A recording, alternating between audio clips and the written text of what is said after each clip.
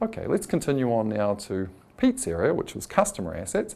And I'm just again going to add a couple of little things here in terms of digital considerations and additional things we have to think about for execution.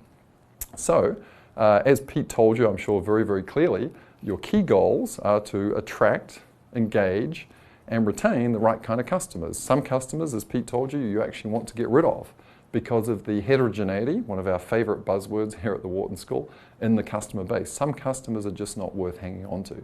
So as Pete has told you, you should never ever pay more to acquire a customer than you can expect to get back. So the customer lifetime value of my friend Chris, who's renting cars from Hertz, should be higher than what Hertz had to pay to get Chris as a customer. The second thing that's very important though is that the CLV, the customer lifetime value, when executed in the digital marketing environment, needs to also consider what I call RLV. That's referral lifetime value. So let's imagine that I have a beard.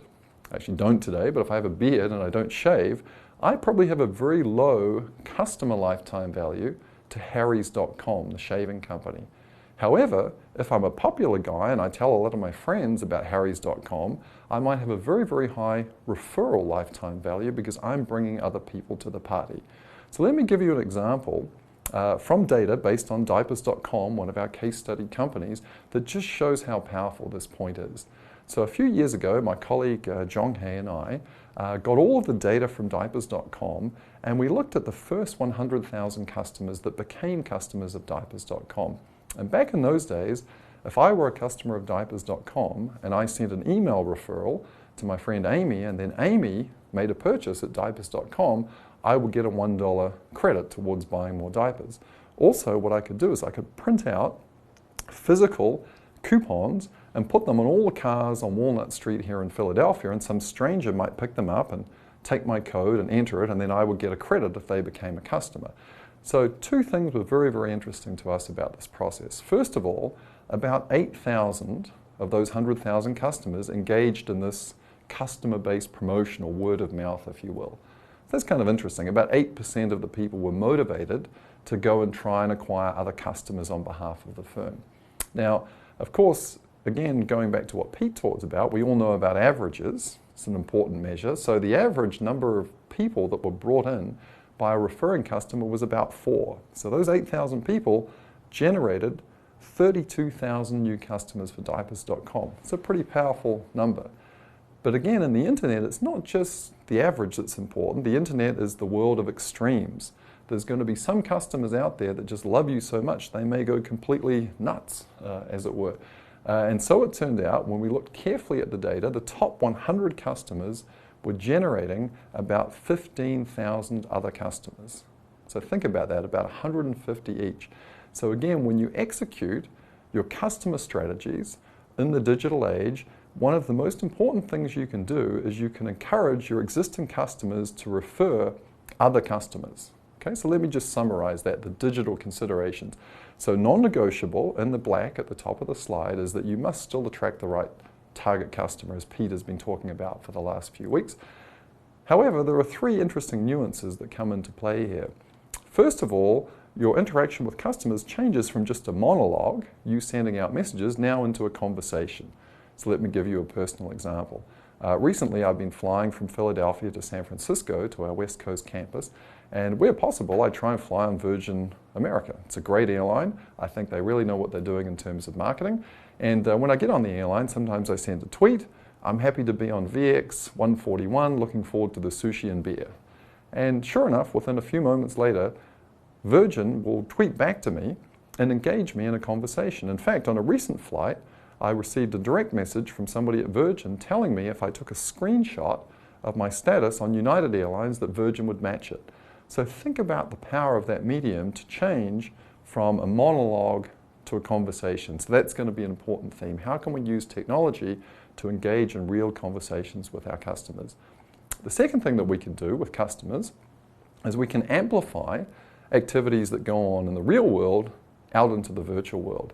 So an example that I'll get more into a little bit later on is way back in September 2011, WarbyParker.com, another company that I'll talk about a little bit, staged an event in the New York Public Library where their friends went in there and took over a whole floor wearing Warby Parker glasses. This was of course picked up by the traditional press, and then there was an amplification from that real world event pushed out through the virtual world.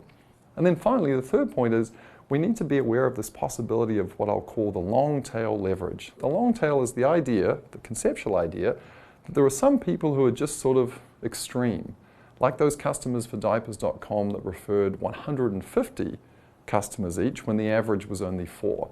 So how do we use technology to tap into who those people are? Okay, one final thing I'd like to mention here, guys, a little bit of a technical term, but it's a very, very interesting distinction that's important for thinking about how to execute with customers through things like loyalty programs and referral programs and so on. So I want to distinguish two effects. The first is what I'll call a selection effect, and the second is what I'll call a treatment effect. And both of these things are very, very important to companies who want to get customers to acquire new customers. So let's start with the selection effect. So imagine I'm a customer of diapers.com, and diapers.com is going to give me some cash or some points if I refer somebody else. Now, I happen to refer my friend Chris just because I know that he recently had twins. Now, the CEO of diapers.com doesn't know that, but I know that, so I'm better able to find a new customer than the management of the company. That's the idea of a selection effect. So the person who's doing the referring is deliberately picking out people who are going to be very, very appropriate for the Goodall service. That's the selection effect. And my colleague here at the Wharton School, Christoph Vandenbult, has shown that customers who are attracted through word of mouth and through referral have higher customer lifetime values than those who are not because of this selection effect. The second effect is what I'll call the treatment effect. The treatment effect says, well, how did Chris come to be introduced to diapers.com? It wasn't through a Google search, it wasn't through seeing an advertisement, but he got introduced through me, his trusted friend, and because that was the way he found out about something, it's more natural then for him to engage in the same practice. So when we looked at that diapers.com data, remember I said on average there was about an 8 to 10% rate of referral. Well, if a customer was acquired because of referral, the chance that they then referred went up to about 15 to 18%. So that's the difference between a treatment effect and a selection effect, but both of those things are very, very important. Okay, I'm just going to wrap up now with the third asset. Remember, we're talking about 3 assets that we have as marketers to execute on. Number 1 is the brand, we've just gone through. Number 2 is the customer. And then the third one that I mentioned at the beginning of this module is that marketing expenditure itself also should be thought of as an asset. And again, the naive way of thinking about marketing is we have top line sales minus what we spend on marketing or advertising is equal to our profit. Now, if we make that marketing spend equal to 0, it's not the case that our profit will go up by the same amount. Why is that? Because the marketing, of course, is contributing to the sales and to the top line growth. That's something that we'll be exploring in more detail as we go ahead. The final piece of food for thought for today is the following. I'd just like to encourage you, as you've been doing already on your own, is to go out and look at some examples that reinforce the points that we were making.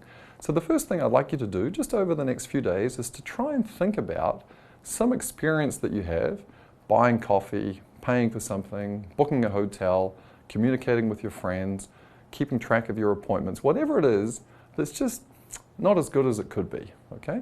And try and think about how the status quo situation could be solved or fixed in the same way that Howard Schultz figured out that the coffee situation in America was suboptimal and he fixed it by introducing Starbucks. The second thing I'd like you to do is go to the website warbyparker.com, they're listed on the slides, and try and think about what you've learned from Barbara and also our additional discussion today about how in the digital age a brand needs to be authentic, transparent, and humanized, and try and see what elements of the execution in that website touch on those 3 points. Great. Hopefully you'll have a good time doing that. We'll come back to those examples as we go through, and that's the end of this particular piece.